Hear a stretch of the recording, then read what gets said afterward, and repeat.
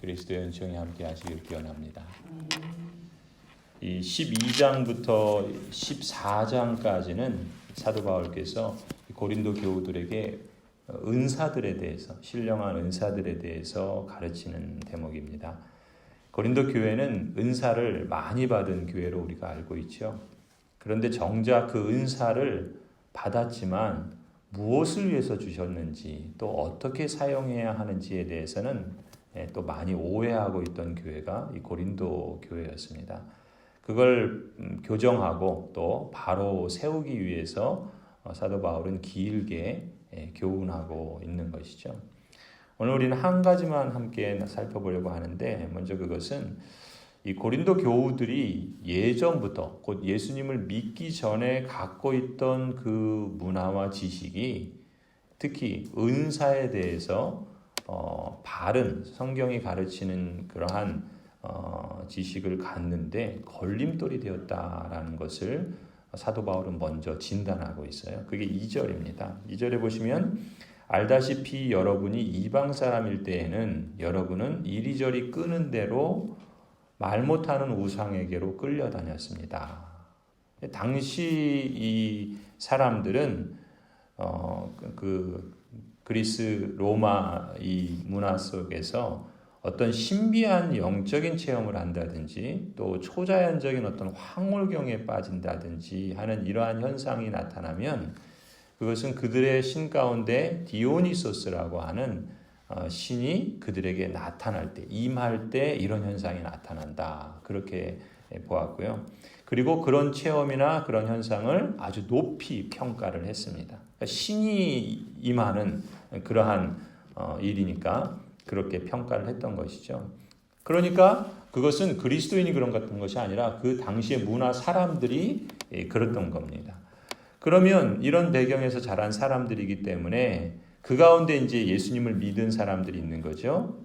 그래서 예수님을 믿고 나서도 뭔가 좀 신비하고 어떤 영적인 체험을 하면 그걸 엄청나게 과대평가했던 거예요.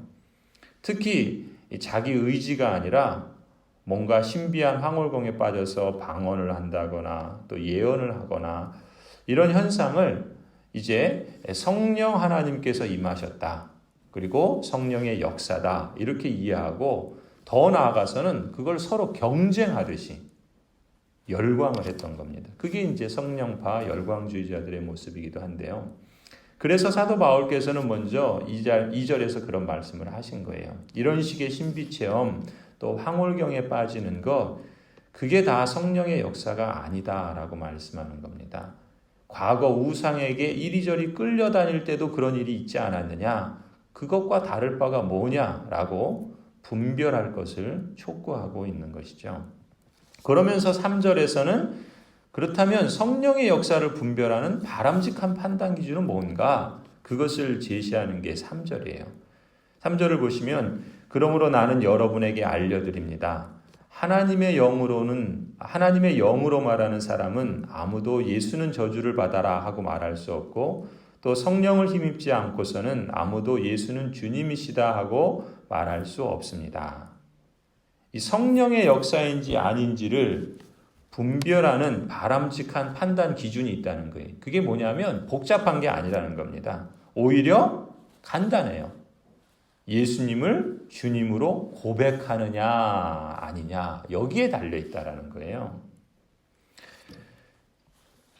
이 당시에 이 로마 제국에서는 주님이라고 부르는 대상이 황제였습니다. 황제를 주님이라 키리오스라 그렇게 부르도록 강요했어요. 그래서 만일 황제를 주님이라 부르지 않고 예수님을 주님이라 부르면 어떻게 되겠습니까? 그 사람은 자기 목숨을 잃을 수도 있는 그런 시대였던 겁니다. 특히 이 로마 제국의 관리들은 기독교 신앙을 버리라는 요구를 했고 그 버리는 징표로서 무엇을 요구했냐면 예수는 저주를 받아라 이렇게 선언하도록 강요했던 겁니다. 우리 일제시대 때 신사참배를 강요하면서 그렇게 부인하도록 했던 일들이 있었잖아요. 그런 일들이 이 초대교회 로마 제국에 당시에 있었는데 그런 걸 배경으로 두고 있는 거예요. 그런데 이렇게 부인하면은 살려주고 그러지 않으면 죽임을 당하는데 이런 사실을 아는데도 불구하고 예수님 믿는 것을 부인하지 않는 거예요. 그리고 황제를 주님이라 부르지 않고 나에게 주님은 예수 그리스도시다. 예수님이 나의 주님이다. 이렇게 고백하는 사람은 그야말로 하나님의 영이신 성령을 힘입지 않고서는 말할 수 없는 일이죠. 그저 예수님은 주님이다 라는 지식을 갖고 있다면 지식 때문에 자기 목숨을 버리는 사람은 없습니다. 그렇죠? 자신이 믿고 받아들이고 신념으로, 그래서 내가 이것을 위해서 내 목숨을 잃을지라도 이것은 내가 지키겠다라고 하는 그게 믿음인 거예요. 그것이 그 지식에 기초한 믿음인데 그저 그냥 지식으로만 받아들였다면 얼마든지 버릴 수 있죠. 그런데 그것을 지식으로서만이 아니라 자신의 신앙의 고백으로 그렇게 받아들이고 또 그렇게 고백했던 것이죠. 그러니까 예수님은 주님이시다라고 고백하는 것, 그것은 바로 성령의 역사를 힘입은 사람이다라는 구체적인 증거라는 것이죠. 또 더 나아가서는 이렇게 예수님이 주님이다라고 고백하는 사람은요, 그것은 곧 자기 목숨을 감수하면서 고백하는 거잖아요. 그런 마음과 그런 삶을 지향하는, 그런 삶을 추구하는 사람이라면 예수님은 주님이시다라고 신앙 고백하는 사람은 그저 말로만 하는 것이 아니라 자신의 삶에서 예수님이 진짜 주님이다, 나의 주인이다라는 것을, 곧 예수님의 주권을 인정하고 따르는 삶을 살고자 힘쓰겠지요. 비록 자신이 밟고 사는 땅은 이방 문화가 지배하는 세속 사회지만 모든 만물의 주인이신 예수님을 통해서 하나님의 나라가 이미 임하였다, 이 사실을 믿고, 그래서 자기 삶이나 또 주변에서 성령의 역사로 말미암아서 구원과 치유가 일어나고 회복과 또 사랑을 실천하면서 가급적 죄로부터는 멀리하고 갈등이나 억압이나 분열 같은 일들을 도모하지 않으며 살고자 힘썼으리라고 합니다.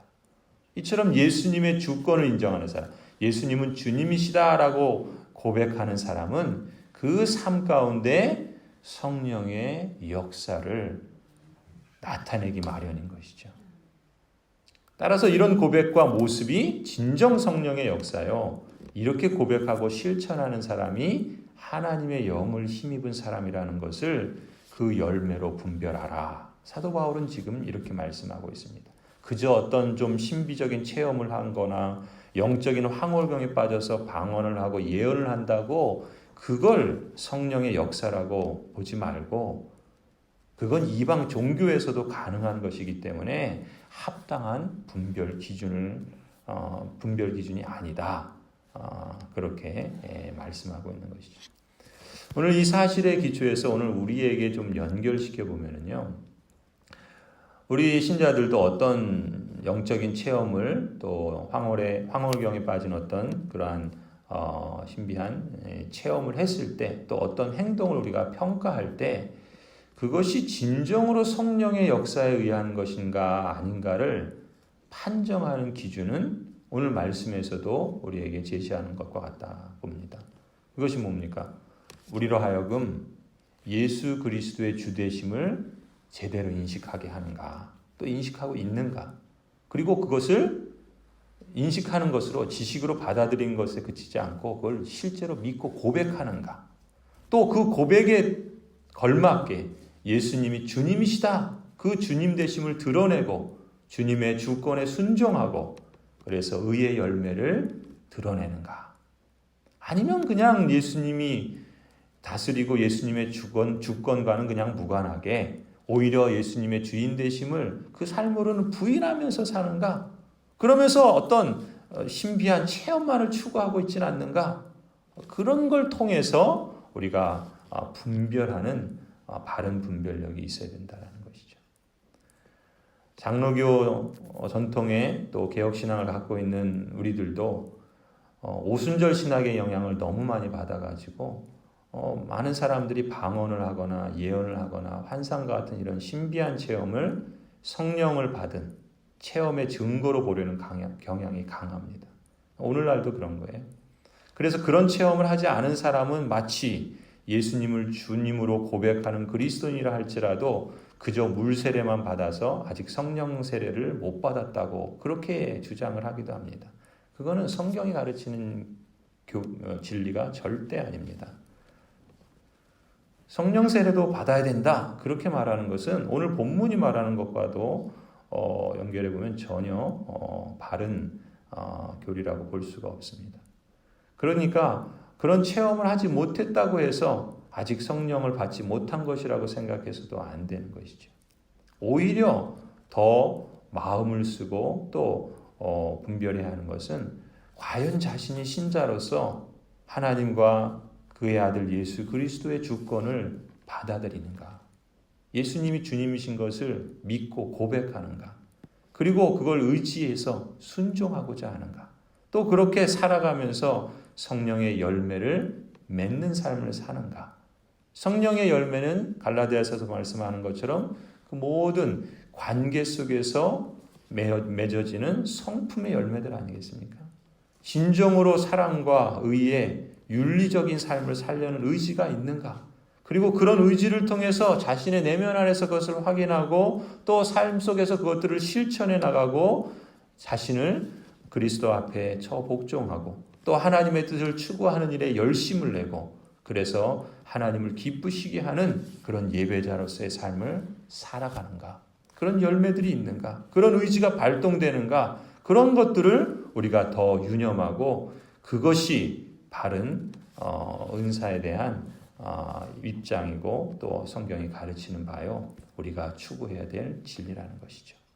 오늘 우리의 삶 속에서 성령 하나님께서 함께 하신다라는 사실을 우리의 신앙의 고백으로 표현할 뿐만 아니라 우리의 삶의 일상 속에서 우리는 스스로를 증거하면서 살아가고 있습니다. 성령 하나님이 우리와 함께 하셔서 그 삶 가운데 성령의 역사로 말미암는 놀라운 열매들을 더 풍성하게 맺게 하시고 그 열매가 지금 말씀하고 있는 것처럼 개인의 유익으로 그치는 것이 아니라 공동의 유익과 그리스도의 몸된 교회를 세움으로써 하나님 나라를 증거하는 그런 복된 그리고 하나님 의도하신 그런 그 길로 나아갈 수 있기를 우리가 추구하고 또 우리가 간절히 사모해야 할 줄로 믿습니다. 기도하시겠습니다.